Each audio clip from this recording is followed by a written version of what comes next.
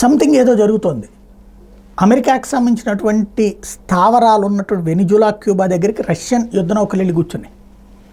అదే సందర్భంలో అదే స్థావరాలకు దగ్గరలో కొన్ని స్థావరాల దగ్గరికి చైనా యుద్ధ నౌకలు వెళ్ళి కూర్చున్నాయి. ఇది కవ్వింప, లేకపోతే బెదిరింప, లేకపోతే క్యాజువలా అన్నది ఎవరి లెక్కలు వాళ్ళకే ఉంటాయి. అదే సందర్భంలో అమెరికా ఎన్ని ఆంక్షలు పెట్టినా తగ్గించండి, తీయండి అని చెప్తూ వచ్చినటువంటి ఇరాన్ ఇప్పుడు అమెరికన్ అధికారుల మీద నిషేధం ప్రకటించింది. ఇప్పటిదాకా ఇరాన్లో ఉన్నటువంటి వాళ్ళు అమెరికాకి వెళ్ళడానికి నిషేధం ఉంది. ఈవెన్ రష్యా వాళ్ళ మీద కూడా నిషేధం పెడుతుంది. అమెరికా నిషేధం పెట్టిందంటే యూరప్ దేశాలు ఎక్కడికి రానియరు వాళ్ళని. అలాగే రష్యా కొంతమంది అమెరికన్స్ మీదన అట్లా పెట్టుకొచ్చింది. వాళ్ళు రష్యా దగ్గరికి రారు అంతే. ఇరాన్ ఇప్పుడు కొంతమంది మీద నిషేధం పెడుతోంది అమెరికన్స్ మీద, 11 మంది మీద. వాళ్ళని ఇరాన్లోకి అనుమతించరు అంతే. కాకపోతే ఈ నిషేధం ద్వారా కవ్విస్తోంది అమెరికాని.